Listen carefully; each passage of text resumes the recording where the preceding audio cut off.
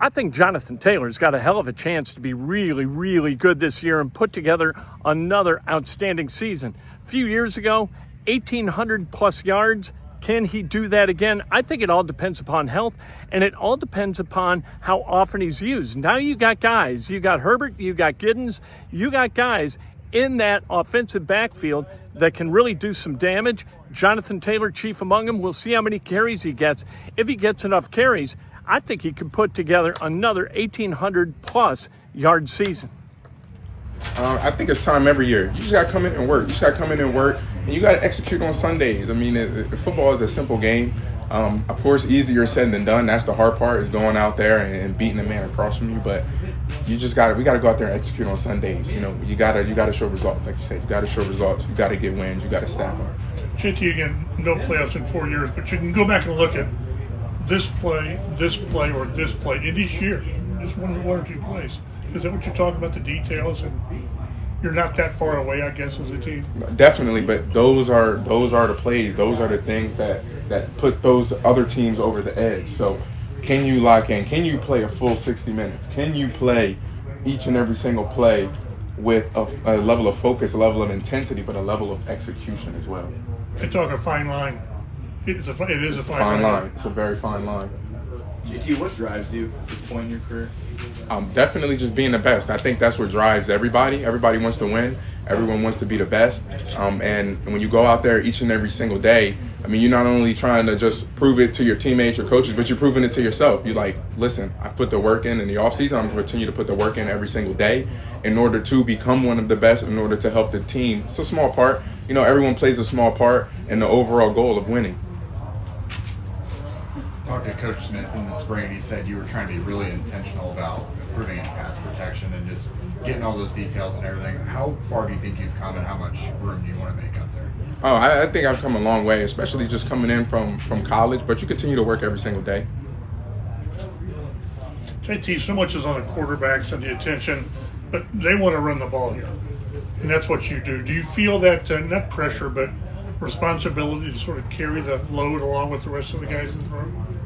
For sure, you definitely want to be able to have your team lean on you, but it's nothing that I'm not used to. You know, ever since high school. So it's all about being prepared coming into the season, working throughout the training camp to be able to carry that load throughout the season. And we got a room full of backs. We got a lot of juice in that room, so I'm sure we're up for the task. JT, there are going to be some new guys starting on the offensive line this season with the departures of Will Fries, Ryan Kelly. What have you seen so far from guys like Tanner and Matt? Danny, I mean, what do you expect the competition to be like along that offensive line through camp? It's going to be pretty nice. I came in with Danny, so I know what he's capable of. But Tanner and Matt, I really like those guys. They got some juice to them. Always nice to have another Wisconsin guy, of course, in the building. But I thought that Matt definitely played well throughout the year, being able to get better. You know, being able to get better throughout the year last year when he had those opportunities. So it's going to be interesting to see how they mesh together, because then it's on the running backs to figure out, hey, how do we now mesh with the new five up front? JT, sorry if this has been asked, but what's the most exciting thing for you as we start training camp? Just getting ready to work, getting ready to have another opportunity and a chance to showcase to the world what the Indianapolis Colts can be, and in order to stack those wins.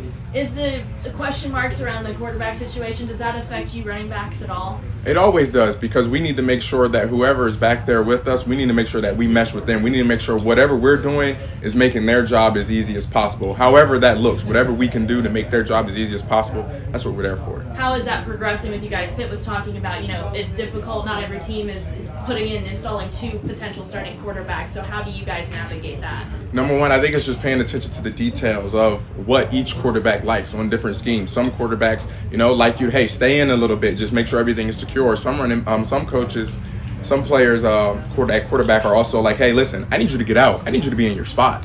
So it just depends on who you're with. Like, for instance, shout out to Phillip Rivers, retirement, Uncle Phil. He was the one that kind of really had me get into the playbook. We'd go up to the line and we'd have two plays called, and then he changed the entire play. So my rookie year, that kind of forced me to learn the playbook. But he was the guy, he's like, hey, I need you to get out, get to your spot. So now hey, check your protection, get out to your spot. So just different things like that.